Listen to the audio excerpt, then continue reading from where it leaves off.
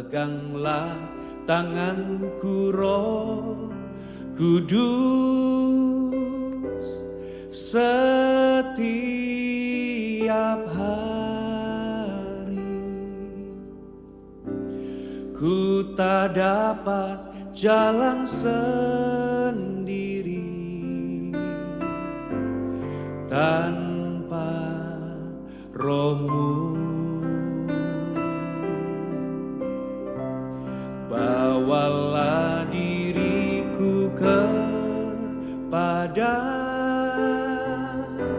segala kebenaran, agar ku tidak tersesat mengikuti jalan-Mu.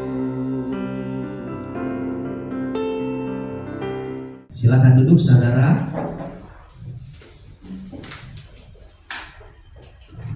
Shalom Bapak Ibu. Puji nama Tuhan. Kita bersuka cita, kita ada di tempat ini bersama-sama, berkumpul untuk memuji menyembah Tuhan, mendengarkan firman Tuhan. Dan selama seminggu pastilah kita menghadapi berbagai macam masalah. Masalah Bapak Ibu pasti berbeda dengan masalah saya. Walaupun kita berbeda-beda masalah, tetapi kita satu di dalam Kristus. Dan Tuhan tentu menyertai setiap kita dalam menghadapi pergumulan hidup kita masing-masing. Amin. Siang ini saya akan membawakan firman Tuhan mengenai penguasaan diri atau pengendalian diri atau self control. Mengapa saya membahas ini? Karena pengendalian diri ini sangat penting untuk kita anak-anak Tuhan. Karena kita ini hidup di zaman sekarang ini, zaman yang anti norma ya saudara-saudara ya. Dengan alasan kebebasan, orang itu bebas berekspresi, mau ngapain aja bebas. Kita melihat orang di jalan, di kantor, di mana-mana, orang bebas berekspresi sesuka-suka mereka. Baik mulai dari berpakaian, ngomong, bertingkah laku, ya itu tidak heran kalau kita melihat di tengah-tengah jalan ada orang yang ribut berantem ya, bapak ibu, bapak-bapak bersama ibu ribut ya, anak sekolah ribut. Nah, saudara-saudara, zaman ini kan lagi sangat gencar ya media sosial. Anak-anak itu sekarang itu dari anak-anak SD, SMP, SMA, orang tua semua itu hampir semuanya itu megang handphone. Ya, semuanya di sini nggak ada yang nggak punya handphone. Kalau nggak ada, biar dibelikan ya nanti. Jadi Bapak Ibu, orang-orang itu mengakses informasi itu begitu cepat. Ada peristiwa satu di ujung Indonesia sana, itu dengan cepat dalam hitungan hanya menit langsung viral. Dan orang-orang biasanya langsung netizen itu ya komen, mulai yang komen yang kocak sampai komen yang menyebalkan ya, kata-kata yang halus, pujian yang kasar, semuanya ada. Enggak terlepas di dunia sekuler, tetapi dunia kekristenan di gereja-gereja juga ya sama juga. Begitu ada viral satu pendeta ya kan, rame pendeta sini nyerang, berudal, maksudnya perkataannya dari sini tangkis, tas, serang lagi ini, tangkis lagi dari sini ya kan, tangkis-tangkisan, bulu tangkis kali ya. Nah jadi mereka menggunakan kata-kata itu yang kata-kata yang malah kasar. Jadi menurut saya orang-orang ini ya secara emosional itu sakit sebenarnya emosionalnya. Nah itu sebabnya saudara-saudara, saya akan membahas mengenai pengendalian diri. Betapa pentingnya kita anak-anak Tuhan memiliki pengendalian diri ini.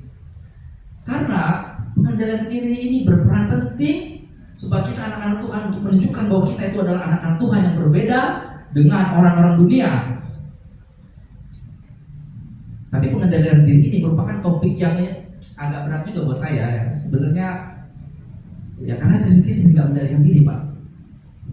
Jadi nanti kalau berbicara kan mau bicara aja, dia nggak mengendalikan diri, ngapain berbicara? Ya Bapak Ibu, kita semua Bapak Ibu dengan saya tidak terkecuali kita semua hadir di sini, itu kita ini orang-orang berdosa semua. Ya, kita orang-orang penuh kelemahan, kekurangan, kita orang-orang penuh dengan kesalahan. Walaupun kita sudah mendengar firman, kita masih bisa berbuat salah. Jangankan besok Pak, kita mendengar firman siang ini Pak, nanti siang kita bisa salah loh Pak kalau dari sini Pak. Ya, oleh karena itu kita terus fokus mengendalikan diri. Dan saya mengaku seperti ini karena saya melihat bahwa saya juga mengalami perjuangan yang berat untuk mengendalikan diri saya. Lebih baik kita mengakui kelemahan kita dan berusaha memperbaiki daripada orang yang tidak sudah tahu ada kelemahan tetapi tidak bersungguh-sungguh mau berubah. Bapak kan ibu ya, bapak ibu suka mendengar ya orang kalau kita ngobrol, ya kan saya memang begini orangnya, lalu dinasihati sama orang tua, ya memang saya udah begini orangnya, ya begini. Jadi orang-orang tipe ini orang-orang yang sebenarnya itu menurut saya egois ya, karena mereka cuma mau orang ngertiin dia dan dia tidak mau mengertikan orang, ya kan? Ya gua begini dong, ya terima aja gua gitu. Tetapi dia tidak mau melonggarkan egonya sedikit supaya orang yang memberi pengertian kepada orang lain. Ini orang-orang yang ribet begini nih. Nah, jadi saudara-saudara sekalian, kita orang-orang yang berdosa. Oleh karena itu pada kesempatan siang ini kita berkumpul di tempat ini untuk diubahkan. Ya, kita datang ke bengkel King ya, bengkel rohani ya, supaya kita diperbaiki, direparasi di sini. Baik saudara-saudara, kita akan membahas lebih lanjut mengenai pengendalian diri yang merupakan bagian dari buah roh, bukan buah-buah roh, karena di situ ditulis fruit of spirit ya, jadi bukan buah-buah roh, buah roh tetapi ada 9 karakter atau 9 rasa. Jadi pengendalian diri ini adalah bagian dari buah roh. Nah, sebelum kita membahas lebih lanjut, saya akan membahas sedikit mengenai perbedaan antara buah roh dan karunia roh, karena kita orang Kristen suka rancu. Buah roh, karunia roh, buah roh. Kalau karunia roh itu adalah kesanggupan khusus yang diberikan Tuhan oleh seseorang dalam hal kaitannya untuk pembangunan jemaat Tuhan, pembangunan kerohanian jemaat Kristus. Misalnya, satu orang diberi karunia berbahasa roh, orang lain diberi karunia memimpin, ada yang punya karunia mengajar, ada karunia menggembalakan, ada karunia penyembuhan, ya. Tetapi tidak satu orang pun yang punya bermacam-macam karunia. Ya jadinya misalnya Bang Ferdi punya karunia main musik, punya karunia kesembuhan, punya karunia penumpangan tangan, punya karunia hikmat, memimpin enggak. Jadi karunia itu bisa diberikan kepada seorang, tapi bisa tidak. Tapi cenderung itu bersifat sementara. Jadi kalau misalnya orang-orang jemaat biasa pada suatu hari umpamanya ya berkunjung ke rumah sakit, ayo kita besok teman kita ke rumah sakit, lalu berdoa buat temannya, Tuhan memberikan karunia kesembuhan, karunia, lalu dia tumpangan tangan kepada temannya sembuh, ada karunia, tapi belum tentu besokannya waktu dia pergi lagi mengunjungi teman yang sakit yang lain sama berdoa lalu teman sembuh. Jadi karunia itu diberikan kepada orang-orang berbeda, nggak semua orang. Tetapi kalau buah roh, ya, buah roh itu setiap kita anak-anak Tuhan harus punya buah roh. Karena kita dari apa? Dari buahnya kita dikenali. Kalau karunia itu nggak memberikan kesaksian apa-apa tentang kerohanian Bapak, karena kamu dikenali dari buahnya, bukan dari karunianya. Benar kan? Karunia itu kan nggak kelihatan. Tapi kalau buah itu yang nampak di mata orang. Oke, kita akan bahas buah roh. Buah itu apa ya? Ya, buah itu adalah hasil atau sesuatu yang dihasilkan. Nah, saya memberikan contoh kalimat begini, contohnya ya, dalam arti bukan buah fisik ya. Misalnya si Johan berlatih bulu tangkis, menghasilkan medali emas pada SEA Games. Karena dia berlatih bulu tangkis dengan giat menghasilkan apa? Medali emas.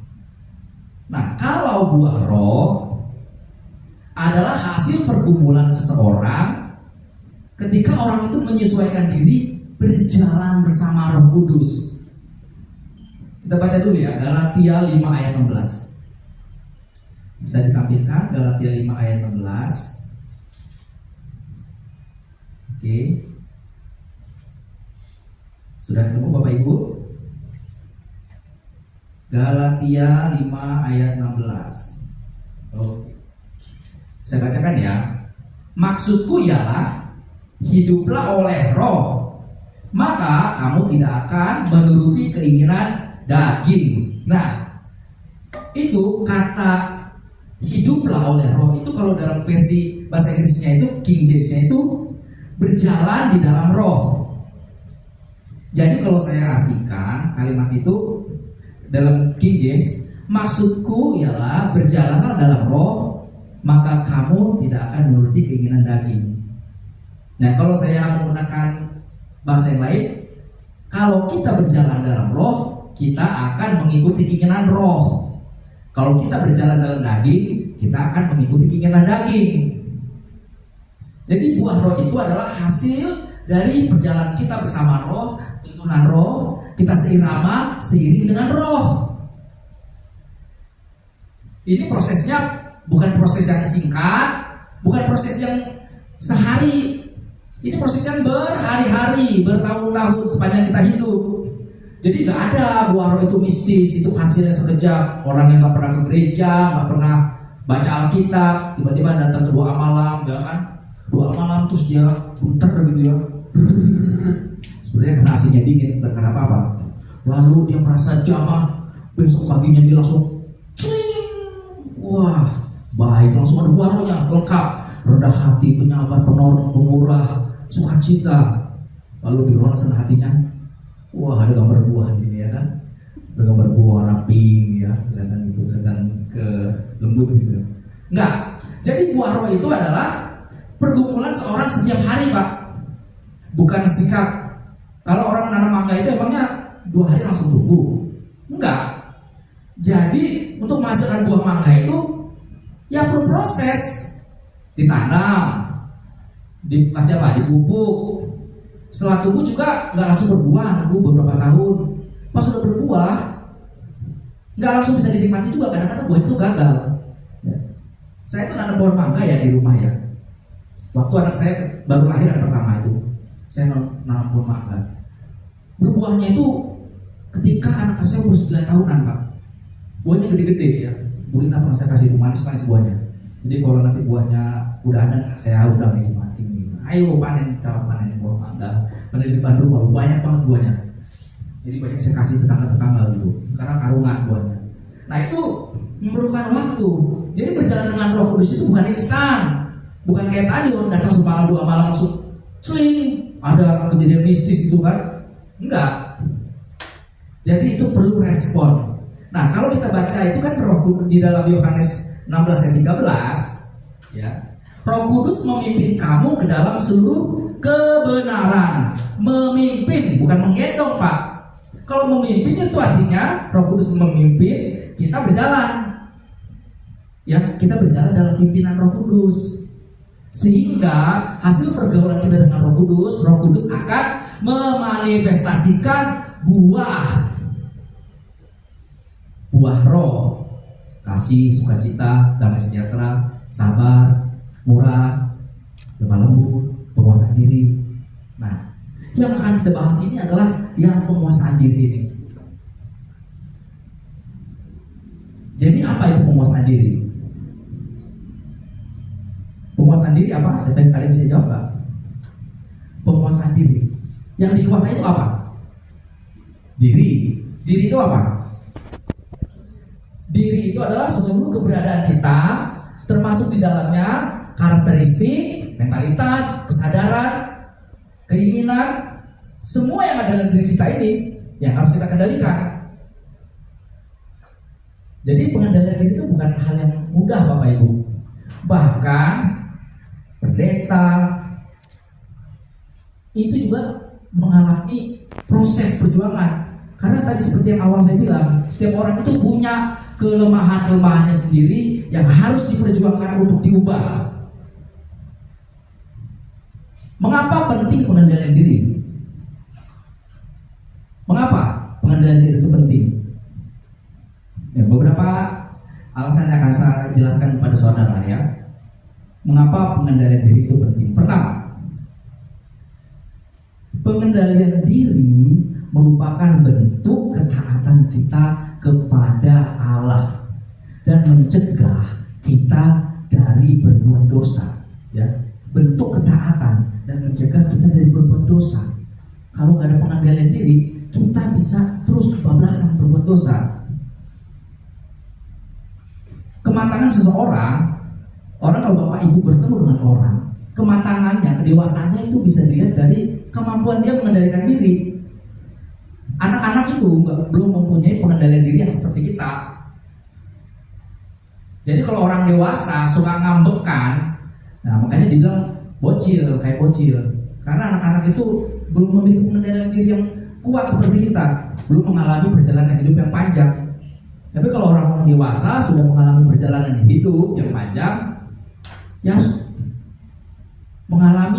harus memiliki penguasaan diri. Apalagi orang Kristen yang katanya ada Roh Kudus tadi.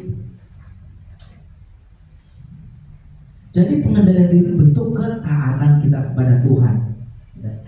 Nah, setiap hari Bapak Ibu pasti akan dihadapkan dengan permasalahan untuk menentukan pilihan. Benar nggak? Bapak Ibu akan dihadapkan dengan situasi harus memilih, mengendalikan diri, bertindak.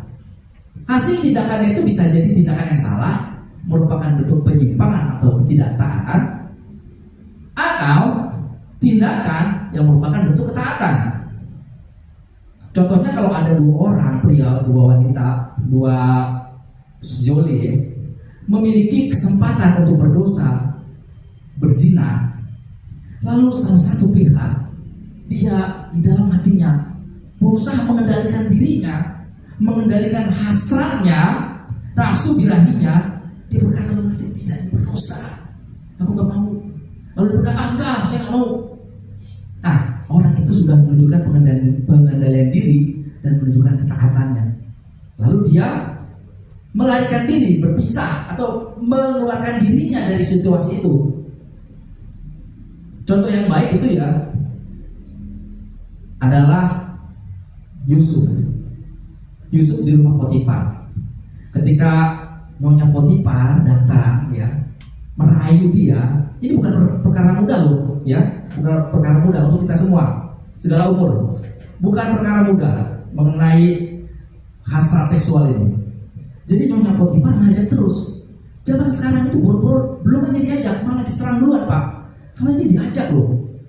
Yusuf yang masih muda, dia menanamkan dalam hatinya bahwa kalau dia mengikuti kemauan nyonyanya, lalu tidak mengendalikan hasratnya, dia melakukan yang jahat di mata Tuhan. Makanya dia bilang, bagaimana mungkin aku melakukannya yang jahat di mata Tuhan. Lalu Yusuf melarikan diri. Itu yang benar. Jadi iblis itu, kita daging ini lemah, jadi kita nggak usah sok-sok lawan bertahan, ya.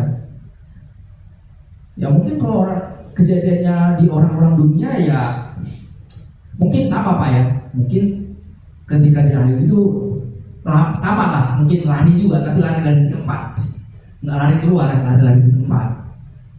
Itu akhirnya kejadian dan itu mendukakan hati Tuhan. Makanya saudara itu harus hati-hati, apalagi dengan lawan jenis, ya. Bukan cuman yang umur dewasa, yang mana muda-muda ini kan, apalagi anak-anak muda ini kan banyak pengen tahu, ya, pengen tahu ini, pengen tahu itu, susah mengendalikan dirinya, masih istilahnya itu apa ya, alay ya, alay. Nah, jadi kita untuk yang dewasa ini Bapak Ibu Saudara sekalian, kendalikan dirimu. Itu merupakan bentuk ketaatan sehingga kita terhindar dari dosa. Kalau kita berhasil menguasai diri, itu ada sukacita loh Bapak Ibu. Pernah gak Bapak Ibu mau marah gak jadi, kan kita matikan, ya, kita bahagia, senang. Saya kasih contoh begini, ini saya pengalaman saya sendiri ya. Waktu saya di kantor itu kan saya terima telepon dari anak saya yang kecil, yang nomor 2. Dia nangis, ya. Papi saya dihajar zelik, diajar abang, dipukulin. Lalu mereka kedengaran di telepon suara ribut-ribut kan. tunggu bentar. Lalu nanti telepon lagi Papi bilang gitu. Saya bilang gitu. Lalu saya lihat CCTV kan di handphone saya. Oh, ini abangnya ternyata memang benar brutal. Namanya juga anak laki ya. Mungkin kalau perempuan itu nggak seberapa parah itu berantemnya. Jadi anak laki tonjok ditendang ya kan, hajar. Adiknya mau ngelawan cuma kalah besar. Tapi adiknya masih tetap semangat, 45, nggak mau kalah. Mungkin gua pokoknya lawan semampu gua aja kan. Dia hajar lagi. Wah, saya lihat wah ini keterlaluan nih. Saya marah bener kan. Lalu saya bilang, saya telepon lagi. Yaudah, nanti Papi pulang. Papi hajar itu si abang. Lalu dia dengar, saya dengar pas dia, yaudah ada kata-kata, ya kan, mampus mau dihajar Papi gitu. Ya kan. Terakhir begitu anak-anak saya ngomong, mampus mau dihajar Papi. Akhirnya saya pulang ke kantor. Nah, saya sabet ya kan. Lalu istri saya telepon. Itu anaknya tadi telepon, katanya berantem. Ya, saya udah ngeliat CCTV-nya. Itu keterlaluan hajarnya. Papi sabet itu pulangnya. Saya udah jalan dekat rumah. Tapi saya berkumpul, sabet nggak ya. Tapi sudah marah benar. Ini keterlaluan. Nendangannya itu lebih dari Kung Fu Panda masalahnya. Tendangan strap gitu. Waduh, adanya itu dada-dada yang tendang. Saya itu marah benar saya. Akhirnya begitu sampai gerbang perumahan, saya masih membara itu. Tapi ada suara Roh Kudus di hati saya, Pak. Jangan, kalau dikebuk juga ya nggak ada pengaruh sebenarnya gitu. Toh juga nanti kalau mereka udah selesai berantem, paling 3 jam lagi kan akur lagi gitu kan dalam hati saya. Lalu saya datang, saya bilang, langsung saya buka jaket. Kenapa kamu mukul adik kamu? Langsung. Jadi dia masih berkelit. Dia suka berkelit ini yang abangnya ini kan. Enggak ini duluan. Langsung saya lihat. Tutup mulut kamu. Diam. Ini Papi lihat di CCTV ya. Kamu tuh jelas-jelas tendang. Tendangan kamu tuh tendangan brutal. Langsung kata istri saya jangan Papi yang mukul nih ya kan. Udah ya kan. Lalu saya apa ya? Saya lihat apa yang dipakai ya kan.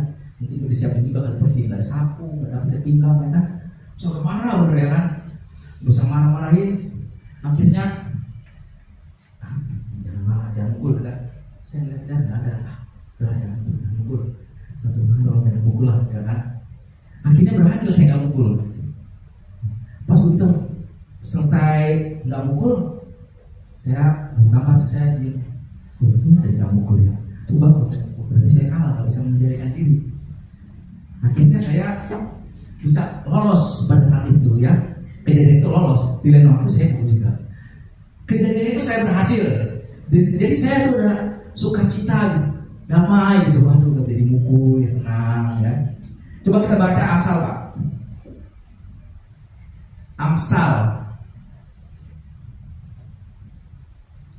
Amsal 16 ayat 32 ya.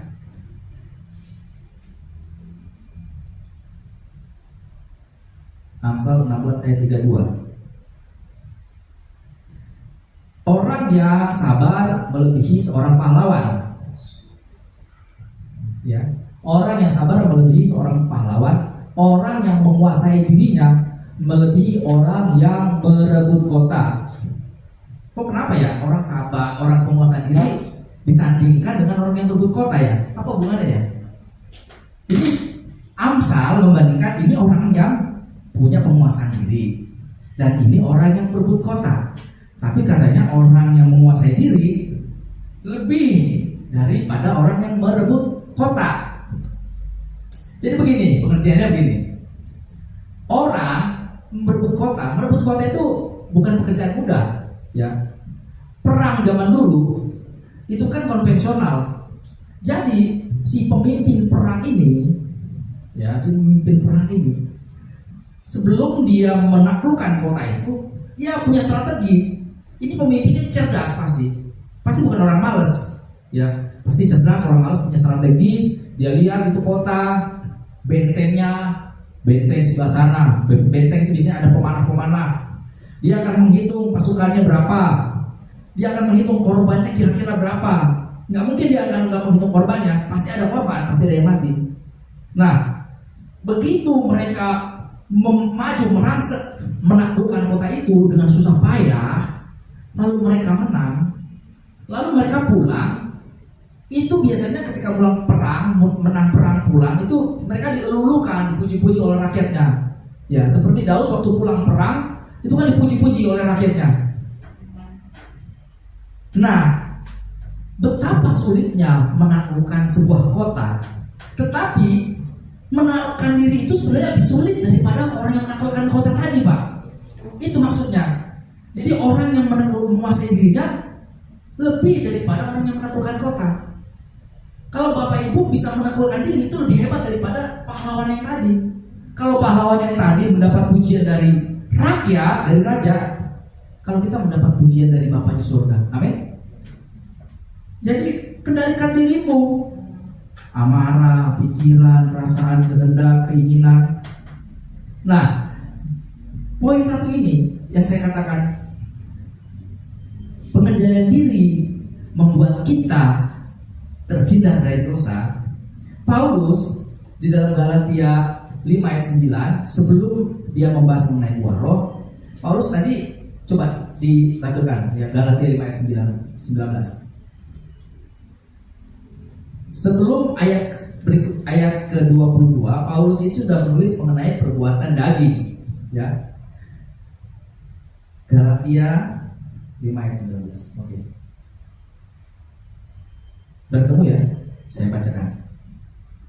Perbuatan daging telah nyata, yaitu apa? Bapak Ibu? Terus yang suaranya kuat. Ya, sebenarnya Bapak Ibu, itu Bapak Ibu dosa itu Bapak itu udah bisa jawab ya. Tinggal satu persatu aja sih ngaku dosa masing-masing apa ya kan? Tentu di daftarnya juga banyak. Itu hanya sebagian aja ya. Jadi ketika kita mengendalikan diri, kita menghindarkan diri kita dari berbuat daging tadi ini, percabulan, kecemaran, hawa nafsu, penyembahan berhala. Ya. Apa yang membuat kita itu sukar mengendalikan diri? Karena kita ini masih banyak keinginan. Jadi sebenarnya pengendalian diri itu yang paling berat itu keinginan. Karena yang dikendalikan oleh keinginan di kita semua, diri kita ini. Makanya kendalikan keinginanmu, kendalikan hasrat. Kalau orang ada kesempatan di kantor korupsi, nilep uang kantor, ya, juga di gereja, nilep uang gereja. Jangan dikira di gereja nggak bisa nilep uang, bisa, ada. Ketika ada kesempatan mencuri, menilep uang kantor, dia pikir itu aman karena dia udah kontak masuk player ya kan, harga 1 juta dibuat makanya 1.200.000. Roh Kudus sebenarnya udah berbicara, karena kita orang Kristen ada Roh Kudus, pasti berbicara Pak. Kamu ngapain itu 200.000 aja kamu tidak?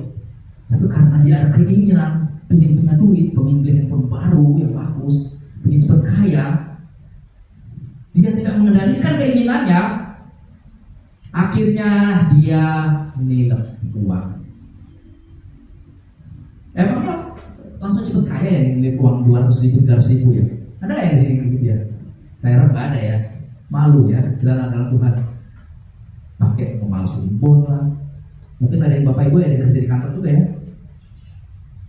Ada yang perjalanan dinas, jatah sekian, ya ditipu-tipu lah, dimanipulasi, struk invoice-nya ya. Itu tidak mengendalikan diri, murahan. Ya Pak, itu kan korupsinya kan kecil, kan gak kaya-kaya. Tapi kan kalau gede Pak jutaan, ya kan kaya Pak. Pak Bu, kaya juga, emangnya seberapa tahun sih hidupnya? Iblis itu pintar Bapak Ibu. Kalau iblis itu memberikan saudara itu adalah kenikmatan duluan, bayarnya belakangan. Iya kan? Iblis itu kenikmat dulu, bayar belakangan udah. Jor, nikmatin aja, bayarnya belakangan. Bapak itu kan nggak tahu kapan matinya, bener nggak? Nah kalau orang Tuhan, kita itu bayar di muka, nikmatnya belakangan. Kapan? Nanti lah di surga lah setelah kita mati. Makanya jangan tertipu oleh iblis. Makanya kendalikan dirimu, jadilah bijak. Jadi saudara-saudara, biarlah kita semua di sini, mulai anak muda, semua semua kita harus memiliki pengendalian diri supaya kita terhindar menghindarkan diri kita dari perbuatan dosa. Amin. Itu yang pertama. Pengendalian diri yang kedua ya. Pengendalian diri menghindarkan kita dari masalah dan menghindarkan orang lain dari masalah akibat perbuatan kita. Itu maksudnya. Pengendalian diri membuat kita menghindari masalah dan menghindarkan orang lain dari masalah akibat perbuatan Anda.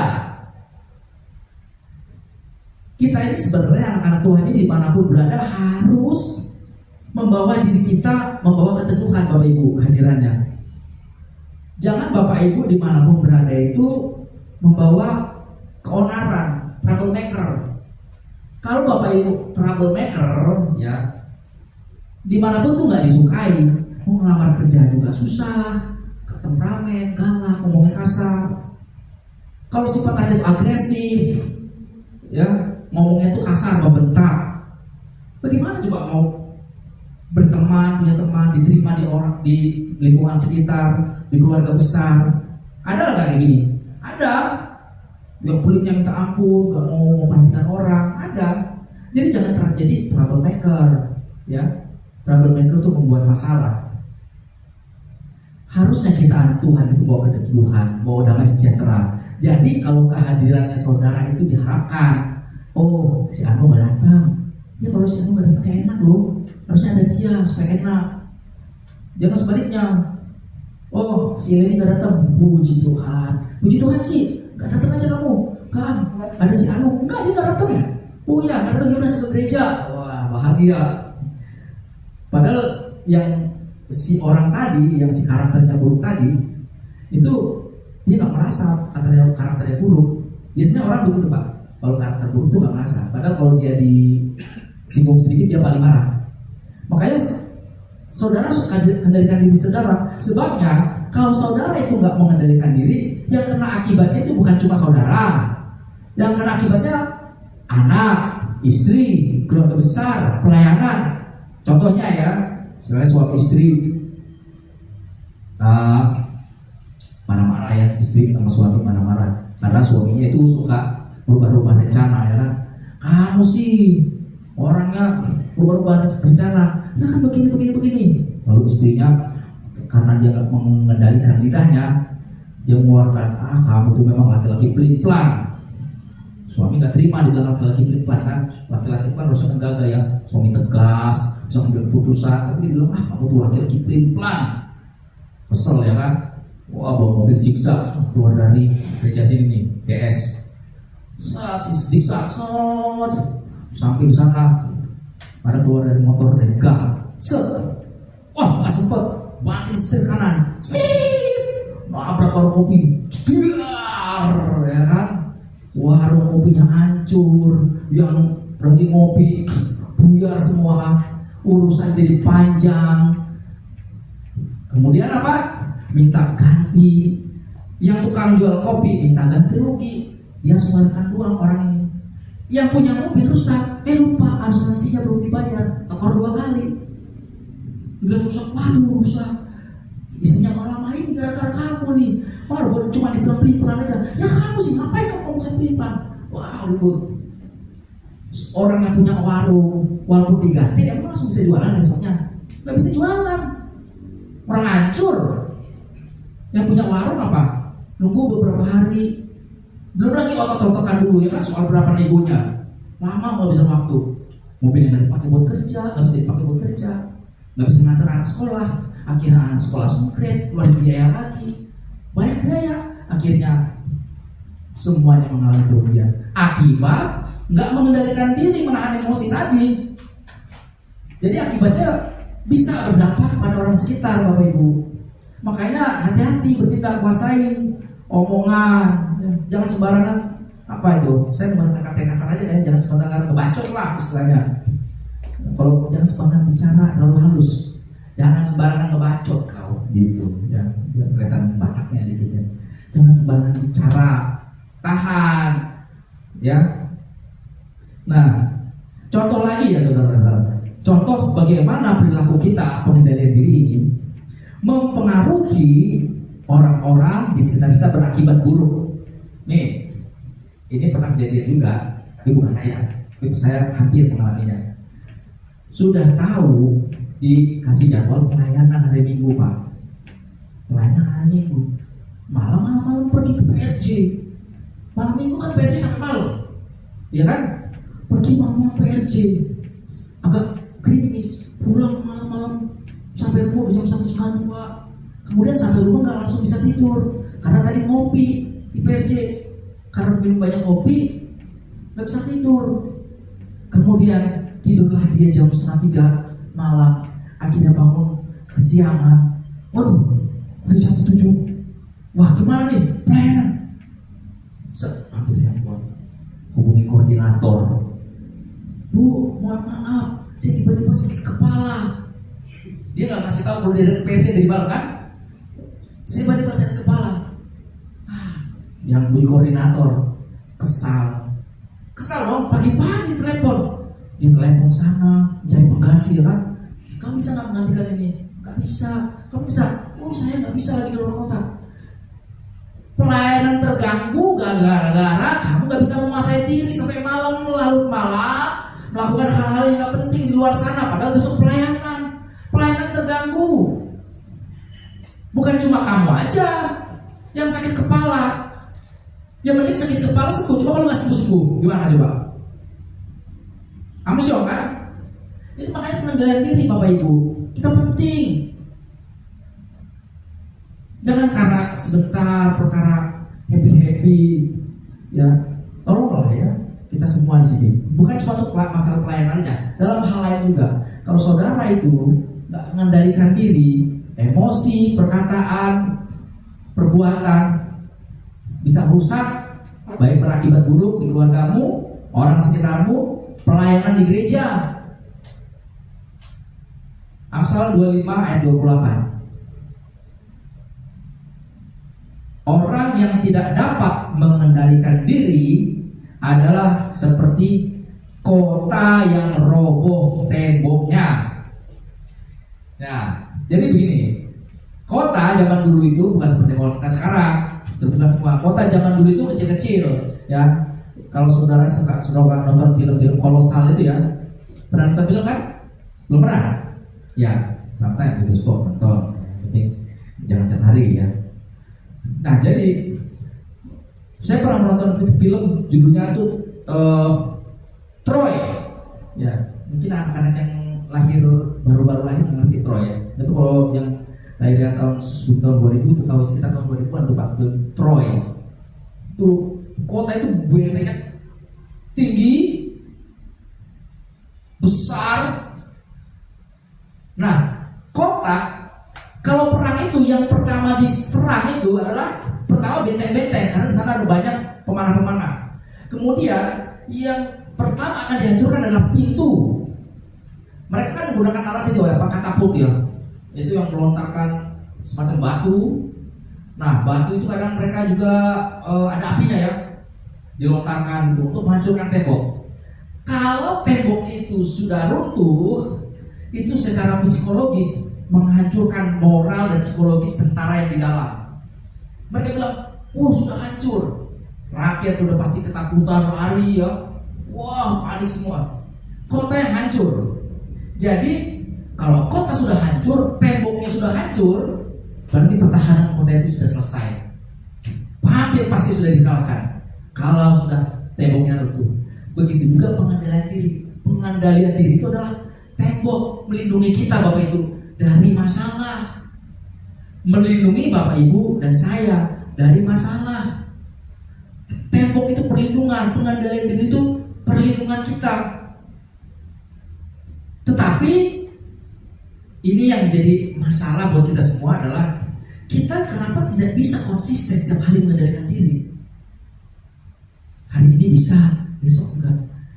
Oleh karena itu tidak ada cara lain selain kita harus bergantung sepenuhnya dengan Roh Kudus. Amin. Harus setiap hari bergantung dengan Roh Kudus. Karena kita ini lemah, daging kita ini ingin dipuaskan. Hal yang ketiga, mengapa Pengendalian diri itu penting agar kita lebih fokus membangun hubungan yang intim dengan Tuhan. Ya, pengendalian diri membuat kita lebih fokus membangun hubungan intim dengan Tuhan. 1 Petrus 4 ayat 7. 1 Petrus 4 ayat 7. 1 Petrus 4 ayat 7. Oke, saya minta dibacakan salah satunya karena kita di sini juga tidak terlalu, ruangannya tidak terlalu besar, pasti kedengaran. Apakah ada yang bersedia membacakannya? 1 Petrus 4 ayat 7. Coba yang muda-muda ya, siapa ya? Ini kakaknya, Cici, yang putih ya kamu. Ya, baca 1 Petrus 4 ayat 7. Kesudahan segala sesuatu sudah dekat, karena itu kuasailah dirimu dan jadilah tenang supaya kamu dapat berdoa. Iya, kuasai diri supaya tenang dapat berdoa. Kalau Bapak Ibu nggak mengendalikan diri, ya, demi untuk kesenangan Bapak Ibu, menghabiskan waktu di luar banyak, nonton TV lama-lama, kemudian saudara itu dipenuhi hal-hal negatif, nggak mungkin bisa berdoa. Membangun hubungan dengan Tuhan itu hanya bisa dilakukan oleh perjumpaan setiap hari dengan Tuhan, berdoa. Ya, makanya mulai anak-anak muda, ya di sini ada anak muda beberapa ya. Mulai dari muda harus bangkitkan semangat kamu untuk berdoa. Kalau kita yang sudah orang tua, lebih lagi. Jangan kita terdistrak pikiran kita dengan hal-hal yang aneh-aneh. Coba perhatikan, orang tuh ya pasti punya banyak yang punya IG kan ya? Scroll IG itu bisa 2 jam. Scroll itu kan reel IG itu nggak bisa habis tuh. Sampai besok pagi ganti terus. Udah gitu ngasih komen lah yang apa-apa. Habis akhirnya lupa berdoa, lupa baca firman Tuhan. Bangun pagi sudah pegang handphone, nggak memiliki pengendalian diri. Gimana bisa berdoa? Orang marah-marah, dikit hal marah, tersinggung. Coba, siapa yang saya tanya di sini ya? Kalau habis marah-marah, emang enak berdoa? Emang bisa?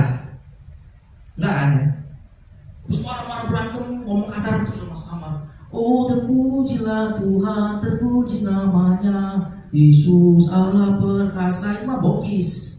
Ya, mungkin ada yang ngerti bokis ya, bohong bukan ya. Itu cuma di bibir doang. Jadi kita harus memiliki pengendalian diri, penguasaan diri supaya bisa berdoa, supaya tenang, membangun hubungan intim dengan Tuhan. Kurangi waktu-waktu yang gak penting. Ya. Saya Bapak Ibu, waktu sejak saya SMA itu sudah sudah men-setting alarm itu jam 5 pagi. Ya, saya berdoa. Waktu sejak SMA.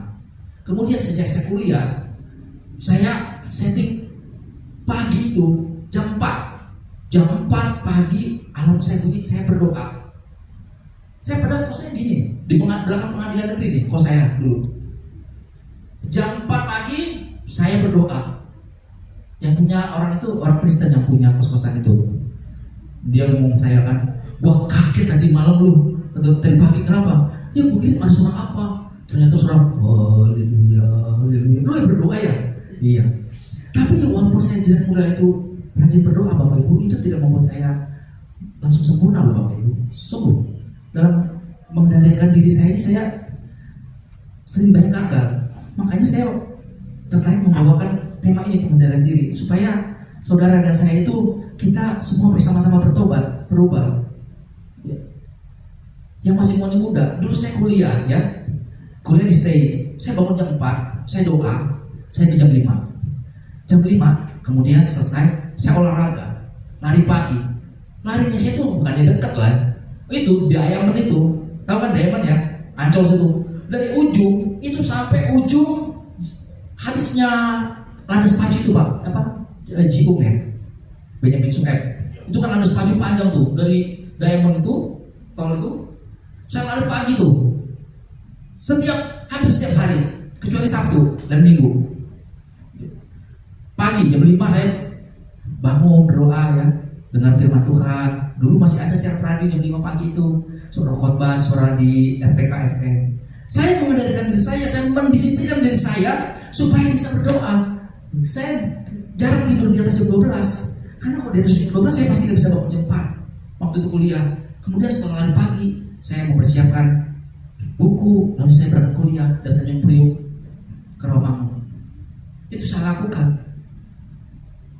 Makanya kuasai diri. Kalau nggak menguasai diri, di tempat kosan saya itu orang-orang itu ya, itu banyak orang diskotik Pak. Dulu di Sunter sini, jalan sini itu apa ya? Ada banyak diskotik Pak di sini. Saya lupa lah namanya itu apa. Tapi udah tutup. Ya mungkin yang lama tinggal di Sunter tahu lah. Tahun 2000-an ya. Tahun 97, 98, 2000 ya. Itu banyak diskotik. Nah, yang tempat di kos saya itu sering jedak-jeduk yang malam-malam jedak-jeduk musik gitu. Tapi saya tetap tidur. Nah, saya bangun, saya berdoa.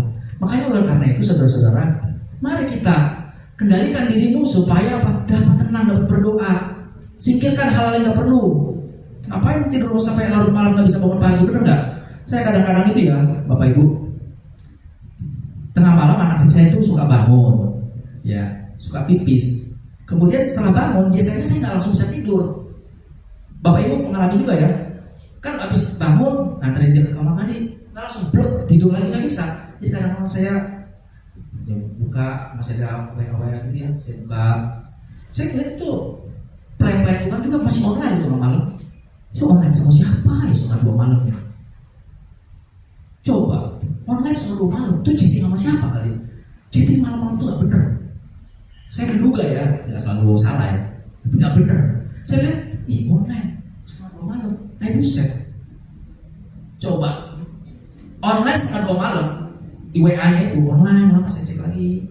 Ya teman-teman, ada yang masih jam 1.30, ya kan? Jam 2. Coba ngapain coba online malam-malam? Chatting ya, chatting rahasia gitu, sama TTM. Jangan bertobat Bapak Ibu, ya. Kendalikan diri kita supaya kita dapat berdoa, supaya saudara dan saya itu berubah dan Tuhan memberkati hidup kita. Kita bisa kerohanian kita itu meningkat. Oleh karena itu saya juga waktu kesempatan saya ngobrol sama mami saya, ya mami saya sangat setia menjadi Tuhan. Dia tanya, di gereja kamu tuh itu ada doa nggak ya? Ya ada sih, sudah minggu keempat kayaknya. Ya lah, kalau nggak ada berdoa pada gereja baru itu susah bertumbuhnya, harus ada tim berdoanya kayak gitu. Kamu bilang sama Pak Amin itu kayak gitu. Ya kan saya bilangin, saya bilang. Tapi saya lupa bilang. Jadi pas saya korban ya sudah sekalian ya. Harus ada doa katanya. Oh gitu ya. Iya, kalau gereja baru pelayanan harus banyak doa. Kalau nggak ada doa itu bahasa Batak akan pengurapan dia bahasa Batak sama saya, ada nggak pengurapan Roh Kudus? Nggak ada pengurapan Roh Kudus katanya. Banyak doa. Kalau gereja kami ini ya, dulu kami cuma 70. Kami ada doa, setiap pagi ada doa, ada tim berdoa, ada doa di gereja. Sekarang cuma udah mulai sampai hampir 300. Apalagi kalau jemaat baru, harus ada doa. Kalau mungkin cuma seminggu sekali kumpul kalian pulang. Gimana kita mau maju pelayanan? Oh udah. Iya, ada untuk Pak Amin nih katanya itu kan. Artinya itu bilang ke Pak Amin itu, gitu. Maksud Pak Amin, balas sidang. Jadi Bapak Ibu, semua kita mau berubah, amin. Kita minta pengendalian diri supaya kita bisa lebih taat kepada Tuhan dan menghindari perbuatan dosa. Yang kedua tadi, supaya kita terhindar dari masalah dan menghindarkan orang lain dari masalah, dari kehidupan, dari perbuatan kita yang salah. Yang ketiga, kita harus mengendalikan diri supaya kita memiliki waktu untuk berdoa kepada Tuhan. Amin. Puji nama Tuhan. Sekian firman Tuhan. Mari kita bangkit berdiri semua.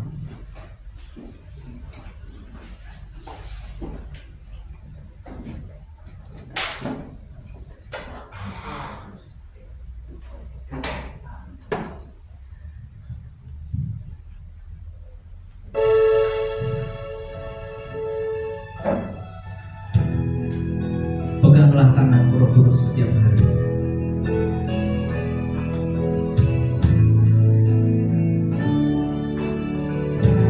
Peganglah tanganku Roh Kudus setiap hari. Ku tak dapat jalan sendiri tanpa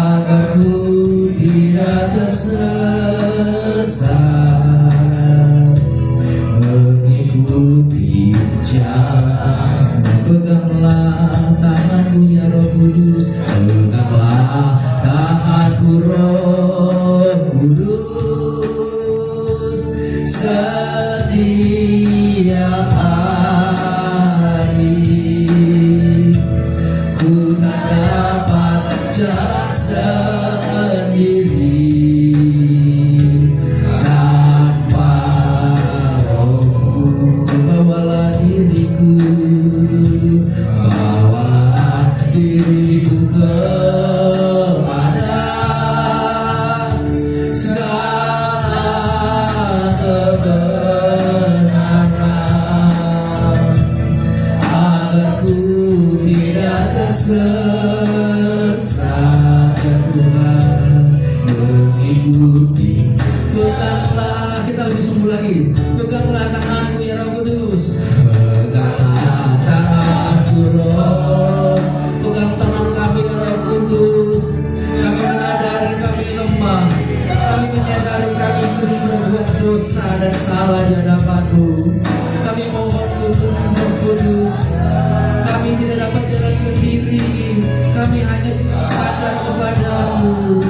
Ya Tuhan, tolonglah kami, bawalah diri kami kepada kesempurnaan.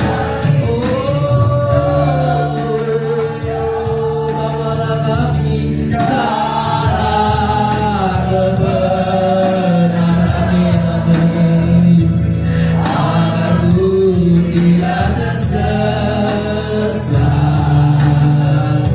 mengikuti. Peganglah lebih sungguh, lebih tulus, dengan penuh permohonan.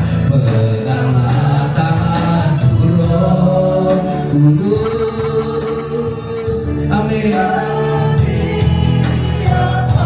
Haleluya, kami membutuhkan-Mu. Kami tak dapat jalan sendiri. Sertai kami ya Roh Kudus ya Tuhan. Bawalah diriku kepada. Bapak di depan saya sangat tambah kebenaran, agar ku tidak tersesat,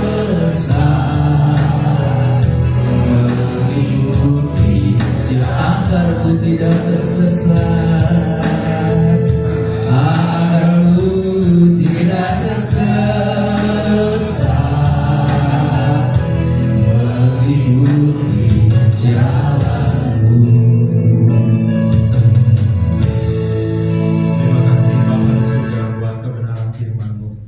Kiranya Tuhan Kau memberkati Pastia dengan keluarga atas segala pergumulan dan jeripayanya. Tuhan telah membantu dan mendukung pekerjaan Tuhan di tempat ini.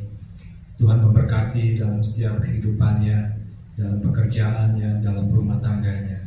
Kiranya firman ini Tuhan dapat mengubah hidup kami, dan kami juga Tuhan menjadi seperti yang Engkau inginkan dan mengendalikan hidup kami dengan benar di hadapan-Mu. Terpujilah nama-Mu ya Bapa. Di dalam nama-Mu kami mengucap syukur. Amin. Silakan duduk Bapak Ibu Saudaraku. Terima kasih buat Pastor, buat waktu dan kesediaannya untuk membawa firman Tuhan. Ya, ada beberapa pengumuman yang akan disampaikan.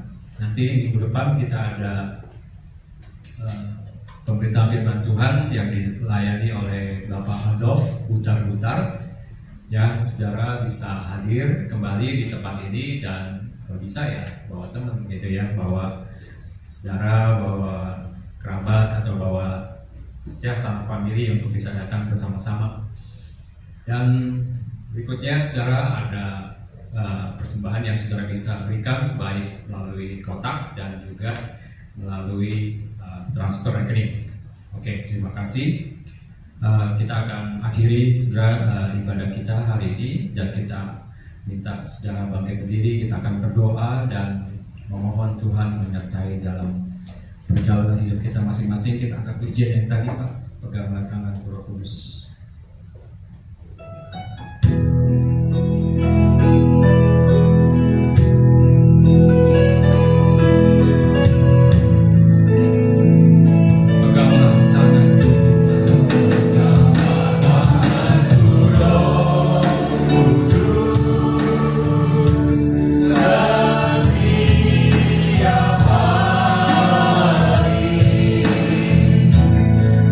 Tak dapat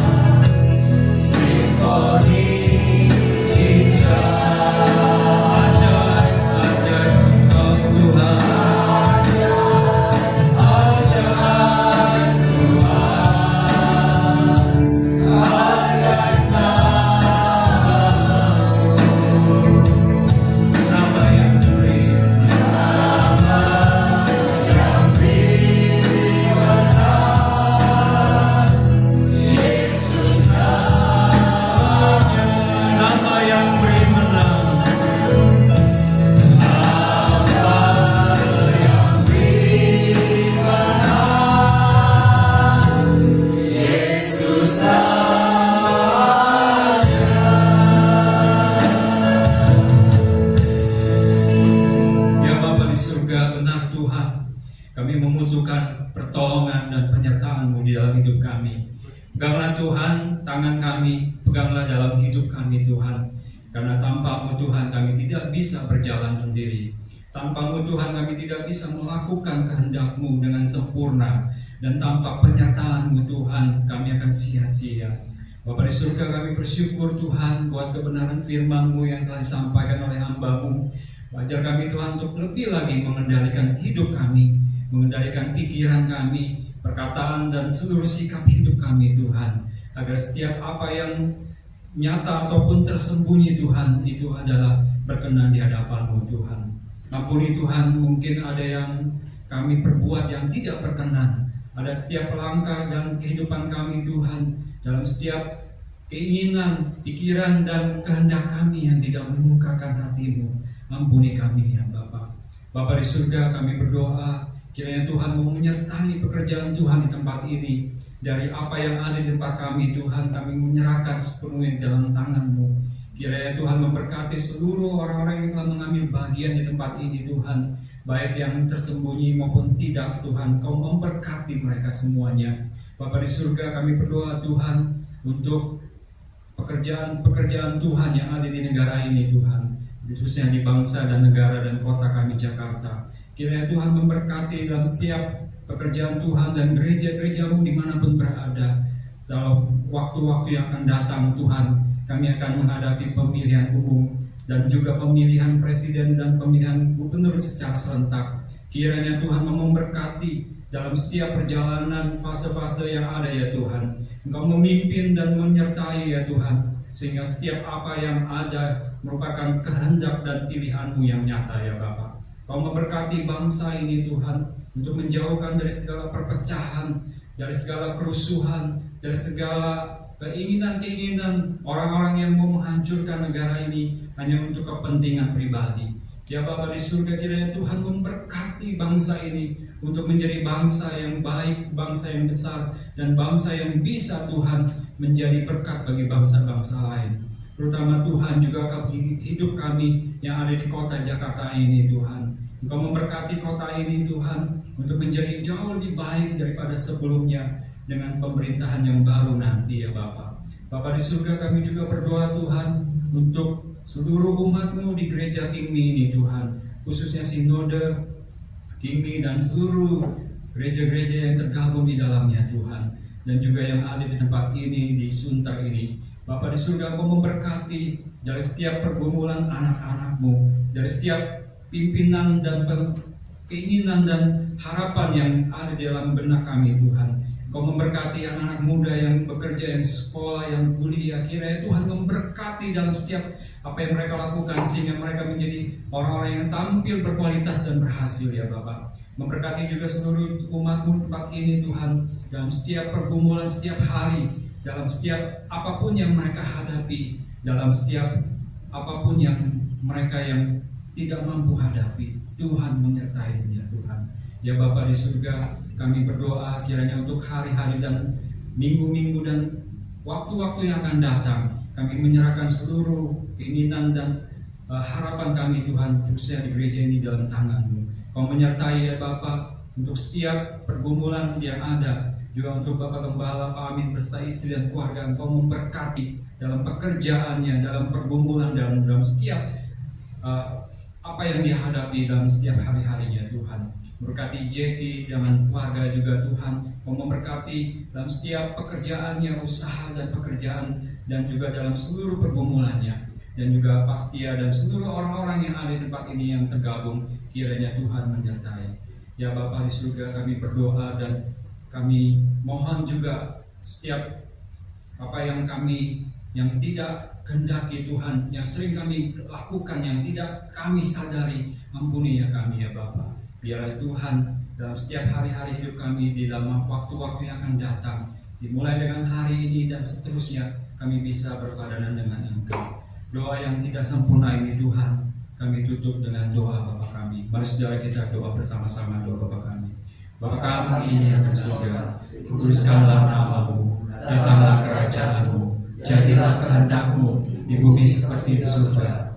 Berikanlah pada kami hari ini makanan kami yang secukupnya, dan ampunilah kami kesalahan kami, seperti kami juga mengampuni orang yang bersalah kepada kami. Dan janganlah membawa kami ke dalam pencobaan, tetapi lepaskanlah kami daripada yang jahat. Karena Engkau yang punya kerajaan, dan kuasa, dan kemuliaan sampai selama-lamanya. Tuhan berkati serahkan Bapa. Amin.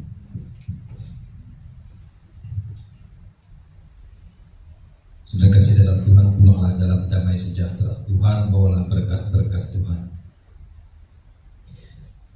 Angkat tangan kita bersama-sama dengan iman. Berkat yang datang daripada Allah Bapa di surga.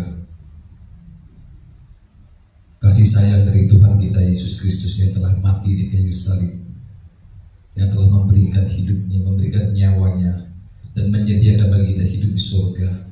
Dan penyertaan pimpinan, penghiburan, kekuatan Allah Roh Kudus menuntun menyertai sepanjang umur hidup kita sampai selama-lamanya. Turunlah kiranya atas kita sekalian di dalam nama Bapa, Anak, dan Roh Kudus. Dalam nama Tuhan Yesus Kristus kami terima berkat Tuhan. Haleluya. Amin.